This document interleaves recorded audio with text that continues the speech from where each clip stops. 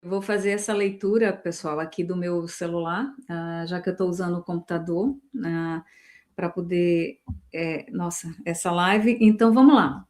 O primeiro capítulo do livro chama-se A Epifania de Zeus, que quer dizer revelação, tá?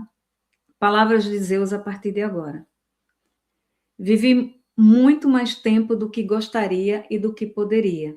Na verdade, continuo vivo porque assim quis.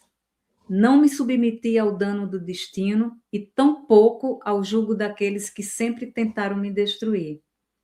Quando nasci, a minha sina foi traçada por mãos invisíveis. Entretanto, apesar de ter sido somente mais um filho do titã Cronos, fugi da aterradora destinação que, traiçoeiramente, tramava a minha eliminação.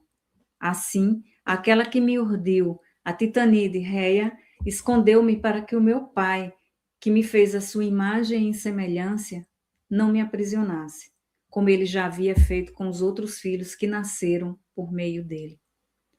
Enquanto crescia, tive a sorte de ter sido escondido e cuidado num ambiente ultraterreno, longe de Cronos e dos demais temíveis titãs que o seguiam incondicionalmente. Aprendi com aqueles que me instruíram a controlar os fios do meu destino.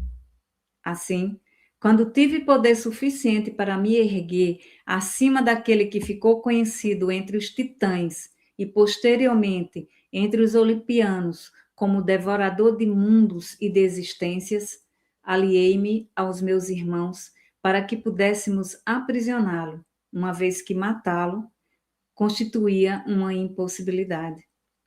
Não posso dizer que me compadeci de Cronos, devido ao infortúnio que ele foi obrigado a se submeter. Na minha opinião, ele nem sequer merecia permanecer vivo. Contudo, por sermos demos, não existia nenhuma maneira de qualquer um de nós conseguir matar o outro, e, portanto, apenas podíamos aprisionar nossos adversários em determinados lugares do Tártaro.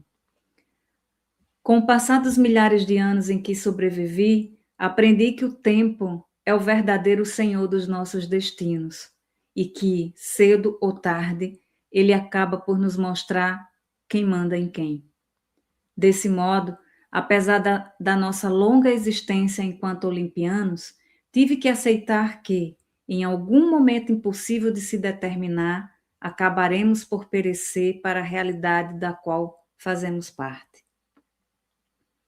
Depois de me juntar aos meus irmãos e aos nossos descendentes, guerreamos em oposição a Cronos e aos titãs mais antigos. Travamos uma batalha sem precedente contra aqueles que se julgavam os donos de todos os universos.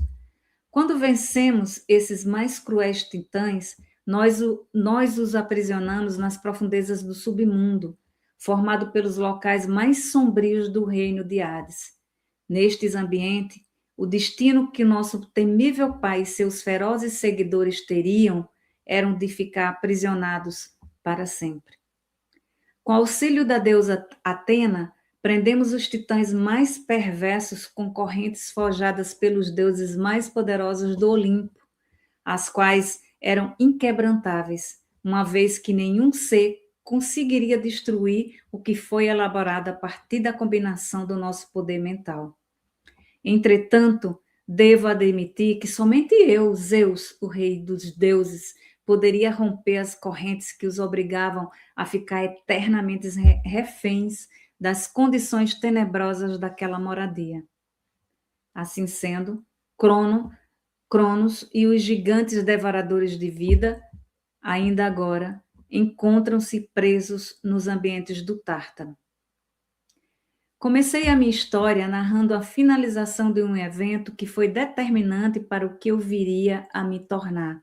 De fato, foi a partir do término desta guerra entre os olimpianos e a antiga geração dos temíveis titãs que eu, Zeus, ou Indra, assim como sou conhecido na mitologia, no hinduísmo, passei a ser chamado pelo epiteto de o Rei dos Deuses. Entretanto, uma boa história deve sempre começar pelo início e não pelo fim. Portanto, é necessário traçar uma linha do tempo a partir do momento que apareci para essa existência, até chegar a ser proclamado como rei do Olimpo. Não solicitei nem briguei para ser nomeado ou sequer aclamado como sucerano. O trono me foi oferecido pelos demais deuses do Olimpo, devido à minha ousadia e coragem em ter sido o primeiro filho a se levantar contra a agressividade do terrível titã Cronos. Ele a todos subjugava sem qualquer piedade. O poder era algo que ele não dispensava. E, se por um acaso alguém tentasse de alguma maneira desobedecer, era imediatamente castigado ou aprisionado. Nem nós, seus filhos, fomos poupados da sua insanidade e violência. Devido ao receio de que uma antiga profecia se cumprisse, Cronos engoliu seus rebentos assim que nasciam, para que estes, mais tarde, não o desafiassem ou tentassem subjugá-lo, como ele já havia feito com seu genitor. Por ser o primeiro dos seus filhos a enfrentá-lo e posteriormente derrotá-lo, fui eleito pelos meus irmãos como regente supremo do novo panteão dos deuses do Olimpo. Admito que, após assumir o poder, assim como havia acontecido com o meu Criador e com o que lhes antecederam, não quis mais abdicar do trono. Para me manter no comando, usei, ludibriei e fiz de joguetes vários seres. Mandar e ser obedecido é viciante. Aqueles que provam essa autoridade não se livram desse desejo tão facilmente. No fim, sempre foi assim, pois todos que conseguiram dominar, depois que sentiram a sensação de ser alguém superior aos demais, não querem mais largar o trono e o poder dele decorrente. Traçada uma linha do tempo, farei um relato da minha trajetória enquanto rei dos deuses do Olimpo. Não mencionarei mais sobre a guerra travada por achar desnecessário aprofundar esse tema, uma vez que existem, à disposição dos atuais humanos, escritos que abordam esse acontecimento. Muito tempo já se passou desde que eu era puro poder. Agora, estou prisioneiro de um espaço-tempo em que, a qualquer momento, ele pode desabar sobre a minha cabeça. Por isso, não posso mais ter a arrogância que sempre tive quando falava sobre a minha capacidade de liderança e domínio. Atualmente, quase nada sou diante do que fui no passado e não vislumbro sentido em permanecer rei de um local que está se despedaçando, ainda que lentamente. O que mais me preocupa é que sou rei de seres que não sabem o que vai acontecer com eles caso não consigam atravessar a barreira que separa a nossa existência da dos humanos. Já criamos muitas tecnologias com objetivos de adentrarmos, por meio de portais dimensionais artificiais, o universo material, e mais precisamente os ambientes do planeta Terra. Algumas dessas nossas tentativas tiveram sucesso, porém, a maioria delas somente causou a morte daqueles que, a meu mando, tentaram atravessar as passagens que criamos.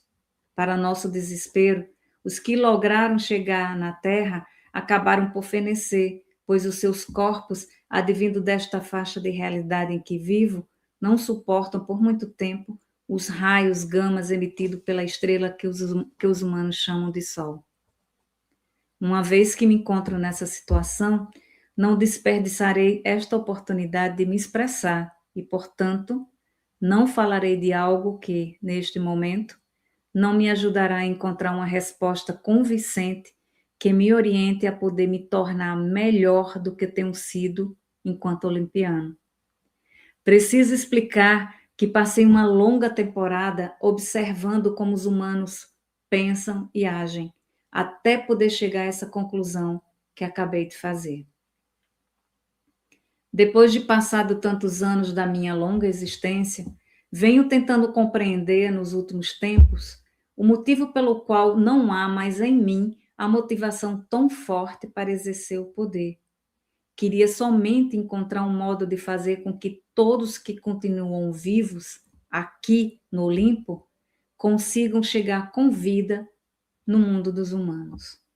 Talvez devesse desistir de tentar achar uma saída e aceitar que seja impossível realizar esse meu desejo. Porém, algo me move à existência, fazendo com que eu insista em encontrar um jeito de aportar urgentemente no lado material desta criação universal. Provavelmente, não conseguiremos concretizar essa façanha, mas fico pensando se, caso tenhamos êxito, voltaremos a nos comportar como sempre o fizemos, ou seja, se teremos um ímpeto de tentar dominar a humanidade por meio do nosso poder mental. É bem... Uau! Ainda não terminei, vem mais. Olha, olha por que eu depois, quando eu escrevi até essa parte, eu falei assim, opa, calma. Aí ele, continue escrevendo. Aí vamos lá. Okay. Vamos ver o que ele veio dizendo depois disso. Depois que eu fiz a mesma coisa que você, eu falei, opa, calma lá. Que é isso? O que você está dizendo? Bom, aí ele continuando, Zeus continuando, ele disse, devo confessar que sempre tentamos, de todos os modos, ser venerados pelos humanos. As suas preces e oferendas era algo que acreditávamos ser nosso direito, uma vez que nos achávamos os senhores das suas vidas e, consequentemente, estas nos pertenciam. Assim, a humanidade nos devia obediência e subserviência completa aos nossos desejos e controles. Pode ser que não consigamos fugir a esse jeito de pensar e agir,